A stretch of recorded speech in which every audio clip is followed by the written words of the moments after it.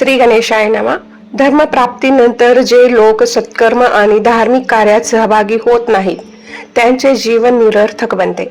मानवी जीवनाचा प्रत्येक पैलू हा एक अतिशय मौल्यवान संपत्तीसारखा असतो.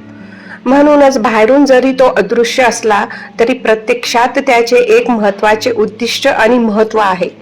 म्हणून प्रत्येक पैलूचे मूल्य समजून घेऊन धार्मिक कार्यात रमले पाहिजे.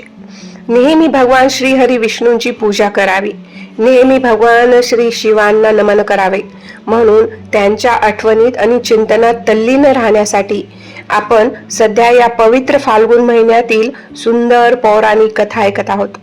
दररोज सकाळी या कथा ऐकून आणि या कथाद्वारे त्या इतरांपर्यंत पोहोचवून आपण भगवान श्रीहरी आणि भगवान शिव यांना प्रसन्न करत आहोत असा आमचा विश्वास आहे. तर चला आपली कथा मालिका सुरू ठेवूया आणि आजची फाल्गुन महिन्याची कथा ऐकूया. चला तर मग आजची कथा सुरू करूया. या कथेच्या मागील भागात आपण ऐकले होते की एक जुगारी व्यक्ती ज्याला 3 तासासाठी देवराज इंद्राचे पद मिळाले होते आणि त्या 3 तासात त्याने भरपूर सर्व दान दिले होते. त्याने देवराज इंद्राची जवळजवळ सर्व संपत्ती दान म्हणून दिली होती.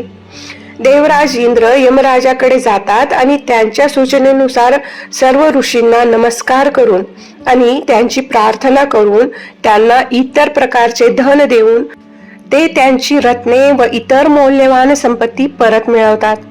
आता आजच्या घडीला आपण पाहूया की त्या जुगारीचे पुढे काय झाले. 3 तास इंद्राचे पद मिळाल्यानंतर तो जुगारी पुन्हा यमराजांकडे गेला आणि यमराजजीने त्याला पुनर्जन्म दिला. त्याच्या काही कर्मामुळे तो विष्णू भक्त राजा प्रल्हाद यांचा नातू व विरेचनाचा पुत्र बनला आणि त्यावेळी त्याच्या आईचे नाव सुरुची असे होते. सुरुची ही विरेचनाची राणी होती आणि तिच्या वडिलाचे नाव वृषपर्वा होते. जेव्हा तो उदार हृदयाचा जुगारी सुरुचीच्या गर्भात येऊन स्थायिक झाला तेव्हापासूनच प्रल्हाद कुमार विरेचन आणि सुरुचीचे मन धर्म आणि भक्तीकडे अधिक झुकू लागले. गर्भात राहून त्याने आपल्या आई वडिलांचे मन खूप चांगले केले. महान ऋषींना देखील अशी बुद्धिमत्ता दुर्मिळ असते. जेव्हा विरेचनाची पत्नी गर्भवती होती तेव्हा राक्षसराज विरेचनाला मारण्याच्या इच्छेने इंद्रदेवानी ब्राह्मण भिक्षूचे रूप धारण करून त्याच्या घरी आले आणि म्हणाले, हे राजा, मला माझ्या आवडीनुसार काही दान मिळाले पाहिजे. भिक्षूंचे हे शब्द ऐकून विरेचन हसत म्हणाला, हे ब्राह्मणा, जर तुमची इच्छा असेल तर मी तुम्हाला माझे डोके आत्ताच देऊ शकतो किंवा यावेळी मी माझे अढळ राज्य देखील तुम्हाला समर्पित करू शकतो.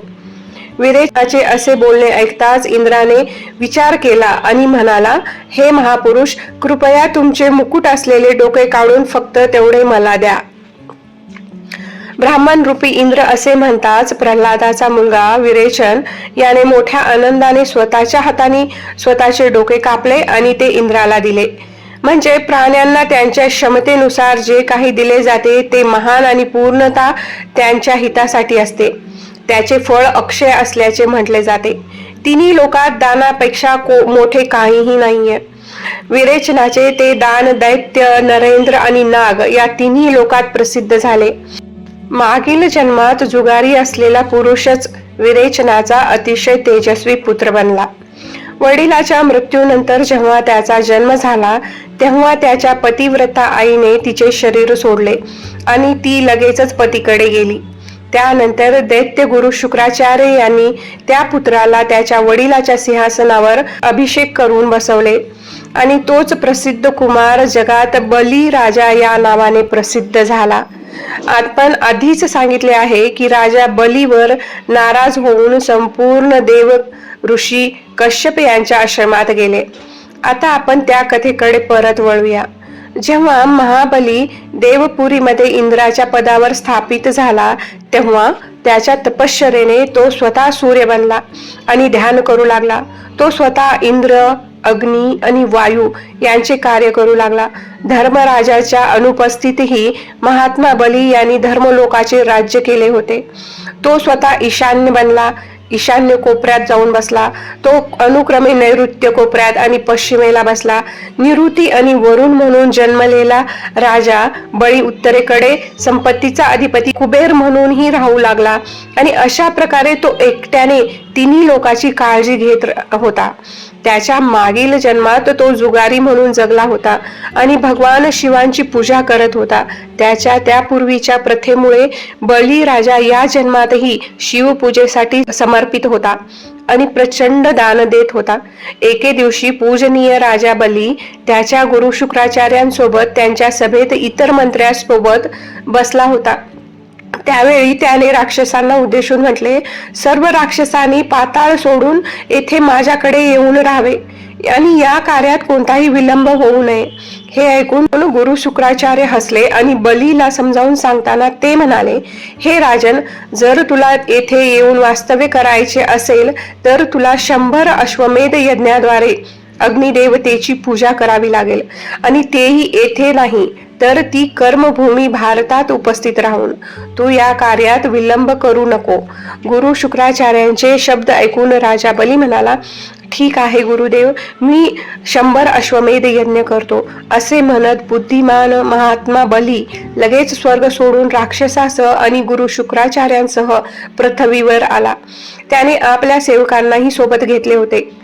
तो नर्मदा नदीच्या काठावर असलेल्या भृगुकच्छ नावाच्या एका महान तीर्थस्थळावर येऊन पोहोचला. राक्षस राजाने संपूर्ण पृथ्वी जिंकली आणि ती आपल्या ताब्यात घेतली. त्यानंतर त्याच्या गुरुची परवानगी घेऊन त्याने अनेक अश्वमेध यज्ञ करून मोठ्या भक्तिभावाने परमेश्वराची पूजा केली. विरेचनाचा पुत्र बली हा सत्यवादी लोकांमध्ये सर्वोत्तम होता. त्याने ब्राह्मण आणि आचार्य निवडले आणि 16 ऋत्वी यज्ञ देखील निवडले. मग महात्मा गुरु शुक्राचार्यांनी त्याची कसून परीक्षा घेतल्यानंतर बलीला यज्ञ दाखवला आणि त्याला 99 यज्ञ करायला लावले. बलीने शेवटचा अश्वमेध यज्ञ पूर्ण करण्याचा निर्णय घेतला. दैत्यराज बलीचे 100 यज्ञ पूर्ण होण्यापूर्वी मी आपल्याला वरील घटना सांगू इच्छितो, असे म्हणत ऋषी लोमेश पुढे सांगू लागले. ते म्हणाले की अदिती देवीने उत्तम व्रत केले होते आणि त्या व्रताने संतुष्ट होऊन भगवान श्रीहरी विष्णू वामन रूपात म्हणजेच ब्रह्मचारी रूप घेऊन त्यांच्या पुत्राच्या रूपात प्रकट झाले होते. परम भगवान श्री ब्रह्माजी आले आणि त्यांनी त्यांना पवित्र यज्ञोपवीत दिले. महात्मा श्री चंद्रमा यांनी त्यांना दंडकाष्ट प्रदान केले. सर्वात अद्भुत मृगचर्म आणि कमरपट्टा आणण्यात आला. पृथ्वी देवीने त्यांना त्यांचे चरण म्हणजेच पादुका अर्पण केले आणि अशा प्रकारे इतर लोकांनीही भगवान श्रीहरी विष्णूंना त्यांच्या वटुक रूपाला इतर वस्तू प्रदान केल्या. त्यानंतर ऋषी कश्यप आणि माता अदिती यांना नमस्कार करून अतिशय तेजस्वी असे वामन यजमान बलीच्या यज्ञगृहात जातात. त्यावेळी तेथे काय होते हे आपण आपल्या भक्तिविश्व चॅनलवर याच्या पुढील कथेद्वारे म्हणजेच उद्या या कथा मालिकेच्या पुढील भागात ऐकूया. हर हर महादेव.